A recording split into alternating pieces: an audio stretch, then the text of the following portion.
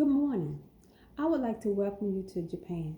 My name is Charmaine Brown, and I will be briefing each of you on the top four questions that's often asked about our criminal justice system here in Japan. I will try to make this short and brief. Question number one: what specific laws or customs in Japan may influence what you can or cannot do as a private citizen? You must always carry your passport or residence card. Japan has a zero tolerance to drug crime. Police have the power to detain you at the same time they investigate you for up to 23 days, even for minor offenses. If arrested, the police can question you before speaking to a lawyer or an embassy consular officer. Investigations are not recorded and lawyers are not present. Homosexuality is not illegal, although currently there are no provisions in Japanese legislation guaranteeing freedom from discrimination on the grounds of sexual orientation. By Japanese law, it's forbidden to bring meat products, including sausage, bacon, and ham, into Japan without permission from the Japanese Animal Quarantine Service. Since April 2019, penalties have been imposed on offenders bringing meat products illegally into Japan.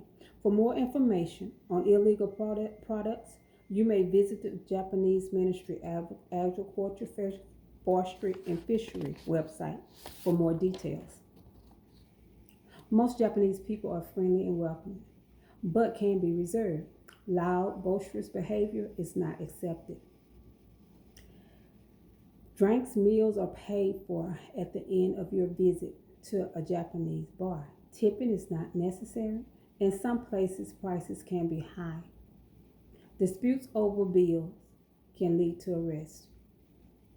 Tattoos in Japan have a historical association with organized crime. Many public swimming pools, hot springs, beaches, and some gyms do not admit anyone with tattoos. Other establishments may ask that any tattoos be covered up while using the facility. Please understand, if charged with a crime in Japan, you will be detained without bail until your court date. Question number two: what type of police force protects the country?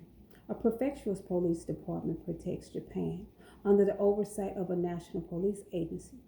The National Police Agency is managed by the National Public Safety Commission, guaranteeing that Japan's police have no interest or association of direct central government control political undertakings.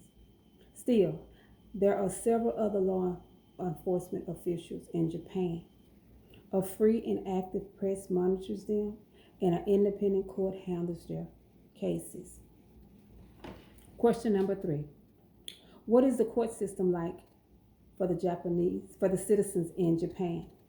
Do they have the same rights as individuals in the United States?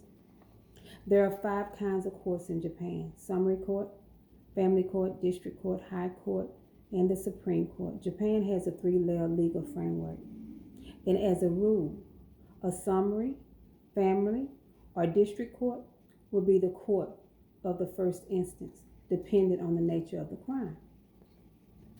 All things considered, under both Japanese and the United States criminal justice system, you are innocent until proven guilty and given the benefit of the doubt. Question number four: what is the prison system like if you were convicted of a crime? Prisons in Japan may be unlike prisons in your home country. They are known to be very strict. The prisons impose strict military-like discipline. The inmates wear prison-issued uniforms and are ordered to walk, talk, eat, sit, and sleep a certain way. Doing things the wrong way or at the wrong time will be punished. The goal is to rehabilitate inmates and ensure they never commit a crime again. Japan prison system is unique in many ways. Overcrowding is not a problem. Crime among prisoners are rare. Drugs and weapons are not a problem among inmates. No one ever escapes.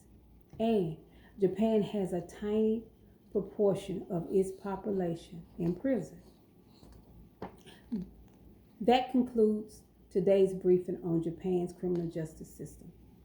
Thank you all for joining. I hope you enjoy your stay in Japan.